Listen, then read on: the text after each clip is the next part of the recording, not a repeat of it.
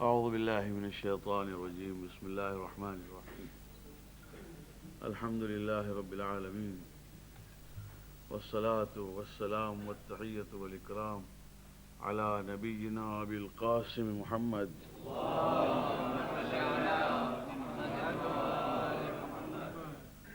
وعلى أهل بيته الطيبين الطاهرين المعصومين أما بعد السلام عليكم ورحمة الله وبركاته. Well, it is in the hadith of the Prophet sallallahu alayhi wa sallam which says, Man lam yashkurin nas lam yashkurillah. He who does not thank people can never be thankful to Allah subhanahu wa ta'ala. So I must thank anyone who is responsible for the extra step that he has put there and has made my life at least very easy. And whoever did it, Allah subhanahu wa ta'ala will reward him here and in the next world. You see, for an old man like me, it is easier. And it might even prompt me to come to Mimbar quite frequently. But in any case, it has been a lot easier tonight. Otherwise, I can assure you, Mimbar is quite comfortable. There are certain masail which I would like to complete tonight, and that is the masail of a traveler. He who has traveling as his vocation will always fast. A driver, a conductor, a pilot, a crew, and captain, sea captain, or whatever, whose vocation is traveling. Whether he travels that week or he does not travel that week is immaterial. His work is traveling. That man, wherever he goes, he will fast, whether he goes for 10 days or more or less, for a day or so. And his namaz is always complete. That means there is no qasr for a person whose vocation is traveling. This man is called one who is professionally a traveler. But then there is a community of people in this world who are called nomads. In Farsi or Urdu we call them khana badosh, like gypsies and nomads who do not have any fixed abode.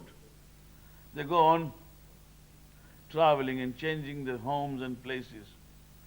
These are also kathiru safar. Wherever they go, they will fast and they will pray full. But apart from wandering about, if a person, the same man who's a captain, let us say, or he is a pilot, or a member of crew, goes for ziyarat and hajj, then if he does not stay for 10 days at any given place, he will pray a qasr and he will also not fast. You see, the difference is that as long as you are following in your traveling your own vocation, you are exempt. The moment you become an ordinary traveler, then whatever your vocation may be, the rule which will apply to you is of an ordinary traveler. Then there is a group which is called kathiru safar. This is different from those who are professional. Kathiru safar are those who are constant travelers. A salesman who has to travel, at least, according to Ayatollah Sistani, who has at least to travel without fail, at least for 2 days in a week, is out. Not that it is once in a month or twice in a month, no. At least 2 days in a week he has got to be out. His work is such, all the time. Then such a man is called kathiru safar, traveling all the time. Now, those Maulanas who travel all the time for majalis in India, for example, Their diary is always full except Ramadan. They have to travel and here, they have to go to that city, that village, and they have to go on reading majalis everywhere, sometimes in Africa, sometimes in Australia. You see, these people are called Kathiru Safar. Wherever they will go, they will pray full and they will also fast. These are the laws for a traveler. Now, who is a traveler? A traveler is one who gets out of his town or city boundary and goes to a distance which is at least 28 miles one way or 14 one way and 14 the other way. According to Ayatollah Sistani and even Ayatollah Al-Khoyi, there is no difference between a large city and a small village. Where the boundary is over and you go beyond the boundary 14 miles, which makes 28 miles coming and going, or 28 miles one way, then you are a musafir. And you will start considering yourself a traveler when you have crossed that limit, not while you are still in the city. Even if you have already made the intention of traveling, you are still not a traveler till you have gone and crossed the limit. To give a very practical example, if I decide that tomorrow morning I am inshallah flying out, in the morning, if I am flying out tomorrow in the morning, the flight is at 10 o'clock, this is my place of residence. Because I am traveling before Dhuhr, I cannot fast. But at the same time, I cannot break the fast till I have flown. See, one should not say because I am traveling to let me have a good hearty breakfast. You can't. It is haram. You will not have breakfast because still you are not in safar. Intention is there. You went to Heathrow. Heathrow is within the city limit. You are still not a traveler. You are a traveler the moment the flight takes off. And now you are a traveler. Then, because it is before Dhuhr, you can break your fast. If you want to travel in month of Ramadan, it is advisable to travel after Dhuhr. Because if you travel after Dhuhr, your fast remains. And if you travel before Dhuhr, your fast is batil. Now, if I went to, say, Peterborough at 3 o'clock in the afternoon, that day's fast is saved. I reached there, and second day morning, I came back to London, say at about 11 o'clock, before Dhuhr. I did not stay there for any time, just few hours. I have come back to my place of residence. If I come back before Dhuhr, I can fast on that day. If I come back after Dhuhr, I cannot fast on that day. But I will do the niyat of that fast after arrival. Just as I arrive, I'll make a niyat and say I'm fasting today, provided you have not eaten or done anything which goes against the fast. To travel just to escape the fast. To travel just to escape from fasting is not haram, is makruh. Up to 24th Ramadan. After 24th Ramadan, it is not even makruh. But there is a qada after the month of Ramadan to be repaid.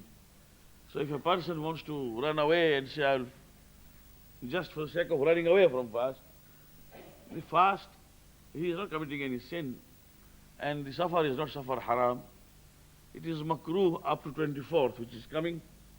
After 24th, it is not makruh. But if it is absolutely necessary to travel, or if one wants to go to Hajj and Umrah for Umrah, then there is no kirahat and not makruh. When you go to Umrah, if you don't live for 10 days in any one place, say either Makkah or Medina, you will not be able to fast. But if you live in Medina for 10 days, you'll fast. If you live in Mecca for 10 days, you'll fast. Otherwise, you will not fast. As far as namaz is concerned, it is a special mas'ala of Medina and Mecca, that whether you want to pray full or you want to pray qasr is your own discretion. But that is exclusive to 4 places: Medina, Mecca, Haram Imam Hussein, and Masjid Kufa.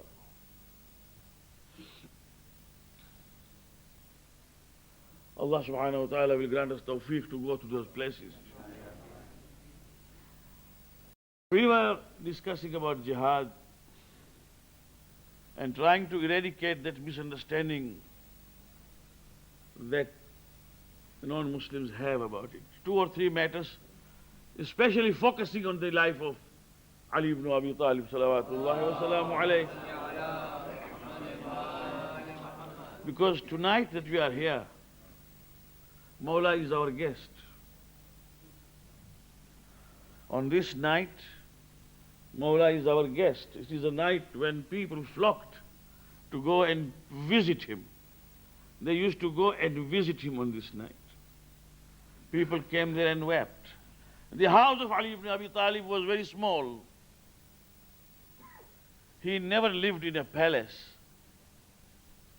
So it was a queue. People went in, sat, asked masail, and then came out, others went in. It was like this. There was no room for all of them to be there. But there was such a big rush at the door of Ali ibn Abi Talib alayhi salam on this night, the day and 20th. And people were asking masail. They knew that he is our guest and not going to survive. And Ali ibn Abi Talib answered the questions till early morning on 20th, that is tomorrow. Then he said, Ayyuhan nas, khaffifu alayya masail. Now don't ask me many questions. Try to have as few questions as possible, for I feel now I cannot answer more than this. Khaffifu, make it less, make it lighter for me. Till there came a time in the evening that Mawla told Imam Hassan that now don't allow anyone. At that time Asbagh bin Nabata came, and Asbagh bin Nabata was one of the closest one. When he came, Mawla Imam Hassan apologized to him and said, Asbagh, there is no reason for refusing entry, but my father has told me that now allow him to rest, for there hasn't been a moment of rest. So Asbagh says, while I understood the reason, I started crying and weeping, thinking that now I will not see him alive again. As I wept and cried, Mawla heard my voice and said, Ya Hassan, it seems Asbagh has come. I said, yes, Mawla.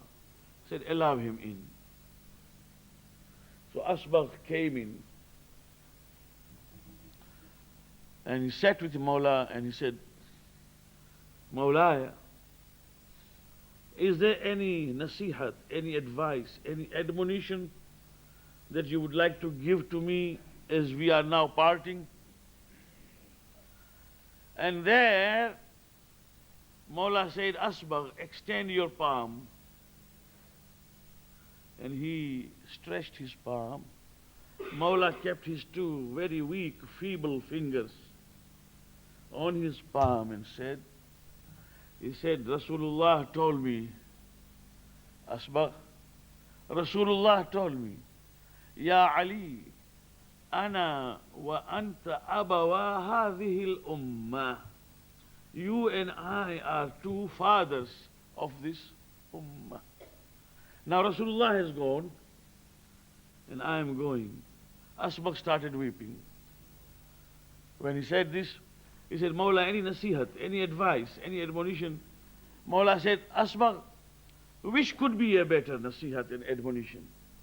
Yesterday I was with you Today I am your guest, and tomorrow I shall be no more. Asbaq, this is enough. And now leave me alone, for I have a lot of munajat with my Lord now. I am going to meet him. This is the history of 20th of Ramadan, which we call Shab-e Ayadat or Roz-e Ayadat, day and night of visiting Ali ibn Abi Talib. On behalf of all of you and on my behalf, I say, Assalamu alayk ya Amir al-Mu'mineen. May Allah convey our voice to Najaf, that on this night we say, peace be upon you, ya Amir al-Mu'mineen. We wish one day to come closer to you, inshallah, here, and on the day of judgment we wish to be closer to you. Jihad. Before we come to that jihad, it is called jihad bin nafs. That means a man fights in the name of Allah, in the way of Allah, struggling in order to give his life and sacrifice his life. There is one more jihad towards which we should first understand, which is also jihad bin nafs. To be able and to be prepared to speak the truth, regardless of the situation and circumstances, to speak the truth and to uphold justice. Quran says, do not fail to uphold justice, even if it goes against yourselves or against your relatives. And do not be unjust because someone is against you or is opposed to you, because nothing should drive you away from path of taqwa. i'dilu huwa khairul lakum.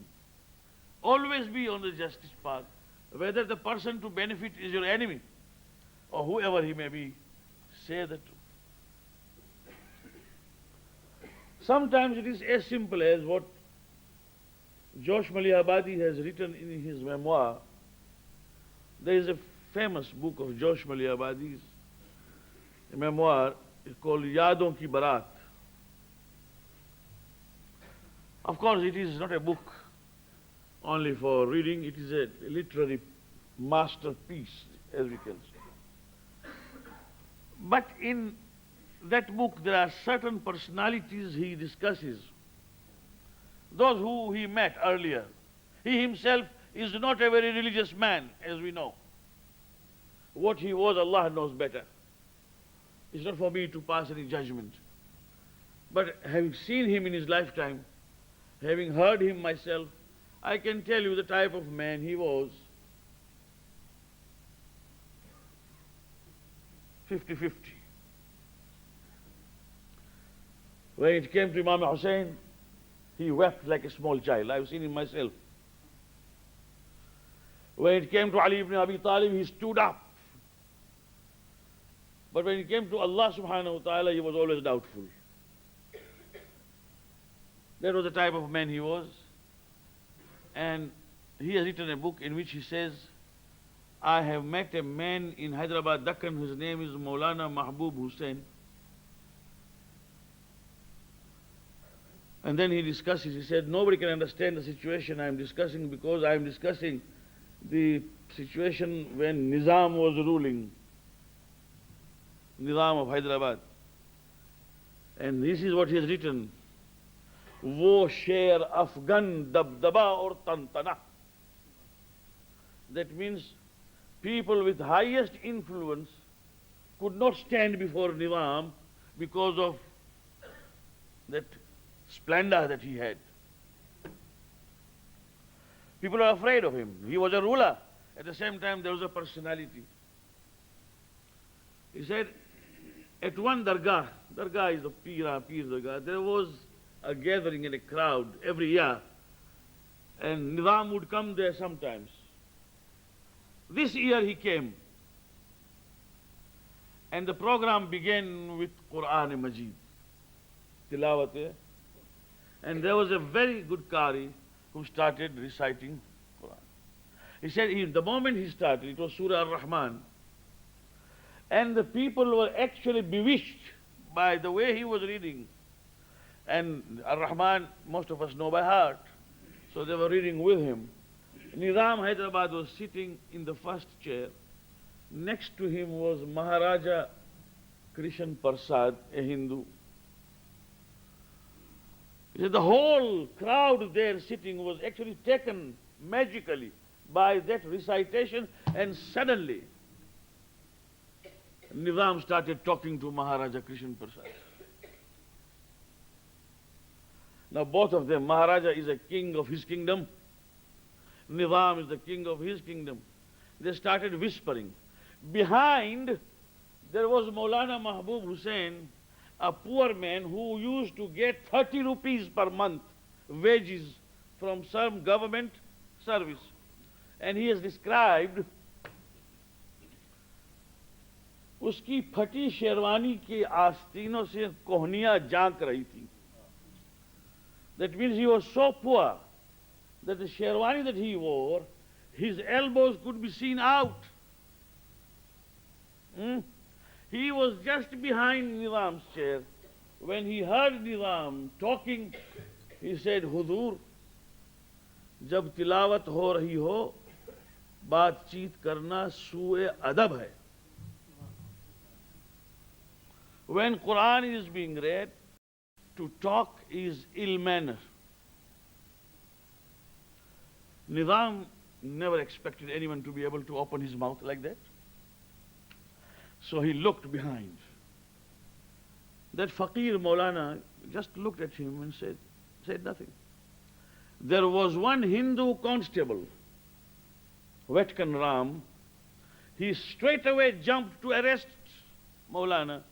And as Hyderabadis say, they don't say nahi nahi, they say niku nuku. And Hyderabadis say niku niku means no, no. So Nizam told him niku niku, that means don't. He kept silent, and immediately the qari started again, the qiraat, and the whole majma and the whole crowd was again taken by that surah as he was being read. Nizam started again. Nizam started again talking to the same man, Parshad, after 5 minutes only. This time, this Maulana said, Quran jab padha jaye, baat karna badtamizi hai. See, it's not only ill manner, but it seems that you are ignorant and illiterate about this. Now this time Nizam stood up. When he stood up, that police constable thought he must be arrested now. So as he went to apprehend him, he said, Niku, Niku, don't. Just take his address and just now bring it to my palace. And Nizam left. This Maulana sat down to listen to Quran again. People, as it is always, the fashion of the time, that they admired this Maulana, but nobody was there to give him support. Everybody wants to save his neck. When everything was over, they came to say, Maulana, you are a brave man. He said, I have just done my duty. He reached home, and the moment he reached home, that Maharaja came himself to see him and said that the Nizam has given me 10,000 rupees those days to give you as a gift for the courage you displayed. And Maulana said, thank him on my behalf and tell him that a word of truth is not sold.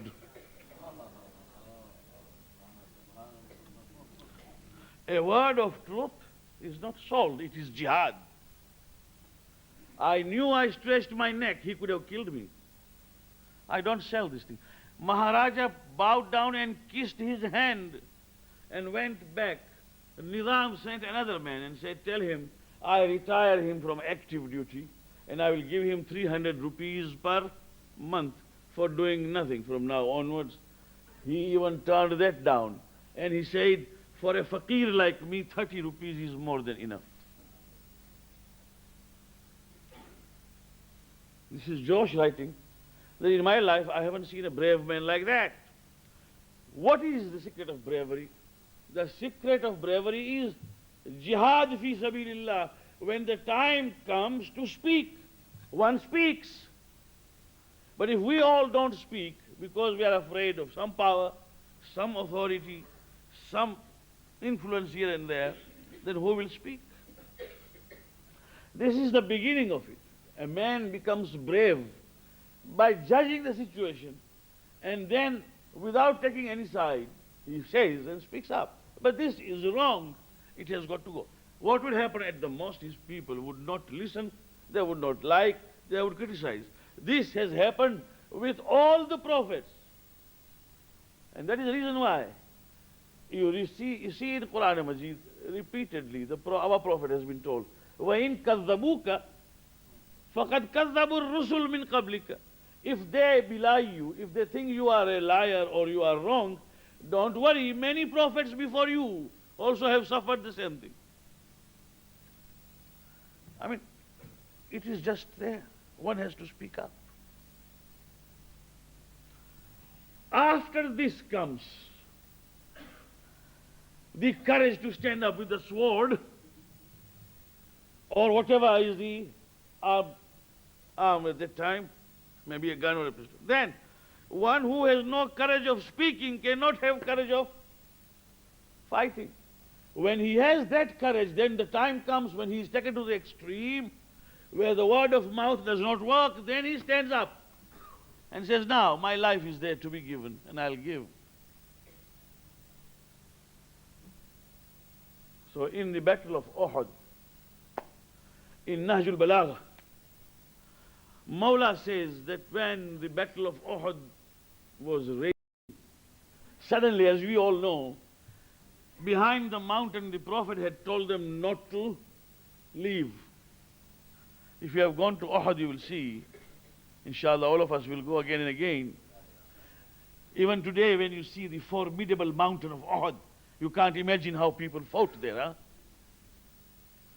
Even today, the stones there are red.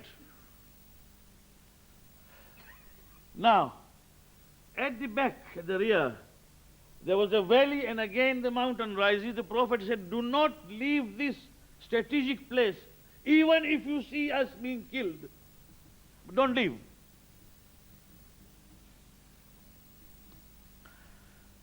And there were 50 people there. Here, in the front part, the enemies were defeated. But they somehow managed to injure the Prophet. The Prophet was injured in the frontal teeth. 2 teeth became shaheed. Imam Ali alayhi salam raised our Prophet with his hand, and there were 2 other Sahaba who were still there. The rest had all ghaib shud, run. He took him into a small cave and said, Ya Rasulullah, you will take some rest while I bring water. He fetched water to wash his wounds and all that. Someone said, and it is there in the history that Shaitan said, whether Shaitan said or his brother said makes no difference to me. But someone said, Mata Muhammad, Muhammad is dead. When this was heard, those 50 people thought, now what is the use of fighting? So they left that strategic place. And while they left, Khalid bin Walid, who was still not a Muslim, he attacked the Islamic army from behind. So there was confusion. These people were busy gathering mal ghanima and spoils of war. Khalid bin Walid was attacking, so many were killed. None remained but Ali ibn Abi Talib alayhi salam and the Prophet. Tarikh, Sirah ibn Hisham, the earliest one, says the Prophet looked at Ali ibn Abi Talib and said, Ya Ali, you did not run away. Now if I were there, I would have said, Ya Rasulullah, I am a brave man, I don't go. But that was the right place to assert one's bravery or to oblige. He said, Ya Rasulullah, for your sake I did not go. But he did not say that I haven't gone for your sake. Nor did he say that I have remained because I am brave. The answer he gave was a principle upon which you can judge everyone. Ya Rasulullah, akfuru ba'd al-iman? Should I become a kafir after becoming faithful? That means those who run away, now I don't need to say anything. Those who left the Prophet, akfuru ba'd al-iman? Should I take up kufr after iman?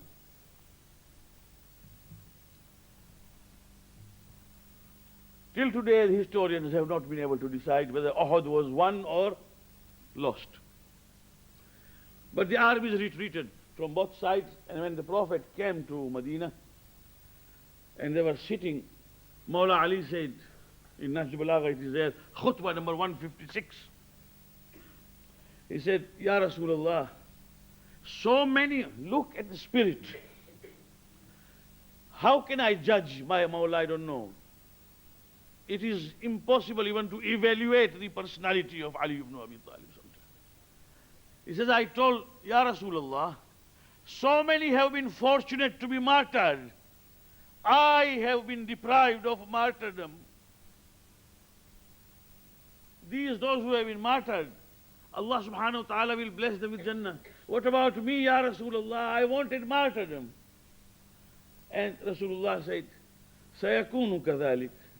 You will be shaheed.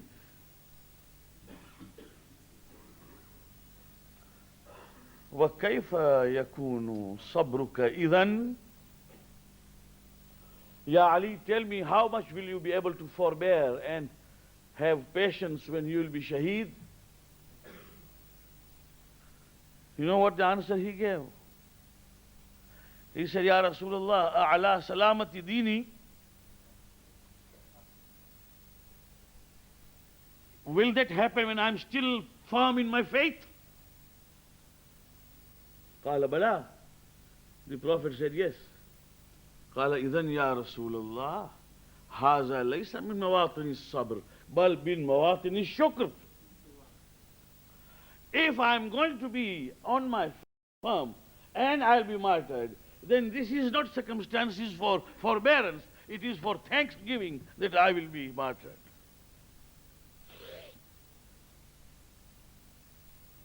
And this is 17th, today is 20th, on 17th, the first battle of Badr took place. I will not go into detail, but 35 of them were killed. 35 of Badriyun, not ours, Islamiyun. 1,000 people, all armed. Here, 3 swords and 13 horses. The rest was only stones and spears. And 313 people. And the month of Ramadan. Some of them kept their fast. Although the Prophet told them, it is jihad, it is severely hot, you can break your fast. All that is happening in Badr, the first Islamic war. And Ya Rasulullah, how are we going to face them? And Quran says, لَقَدْ نَصَرَكُمُ اللَّهُ بِبَدْرٍ وَأَنْتُمْ أَذِلَّةٌ. Allah helped you in Badr while you are weak.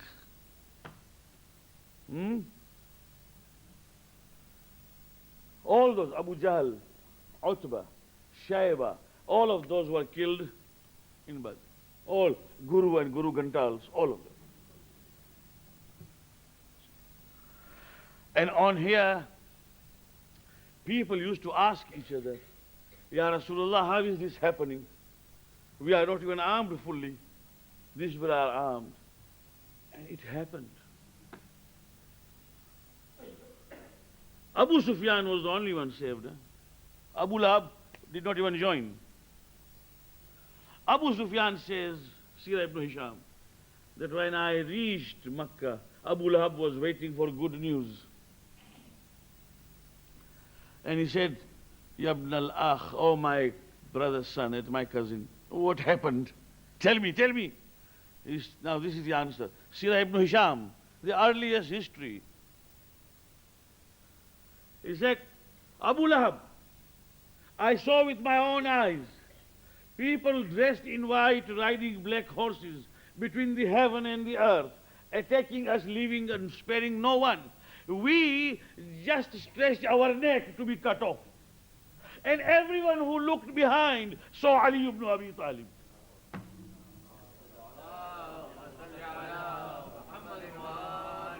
The result was that although Ali was not the only one who killed them, he killed 17 out of them. But if you asked every 35, everyone said, my Ali killed me, Ali killed my brother, Ali killed my son. Ali killed 17. But whoever looked behind, that means even Malaika, when they came there as Ali ibn Abi Talib. This is Badr. There cannot be any Badr without Ali ibn Abi Talib. And there cannot be Uhud. This is called Jihad bin Nafs. And now if you look this way to Karbala, then you understand. When Abbas rises, when Ali Akbar rises, when Auna Muhammad, when we hear that Janab Zainab tells Auna Muhammad that you are the grandson of Ja'far ibn Abi Talib. When Layla tells, Layla tells Ali Akbar, you are the grandson of Ali ibn Abi Talib. When Abbas rises before the whole army and says, I am the son of Ali ibn Abi Talib, and the whole army of Yazid starts trembling, because there is a history of that jihad fi sabilillah. And this is the reason why Yazid said, after everything was over, Ya layta ashyakhi bi badrin shahidu.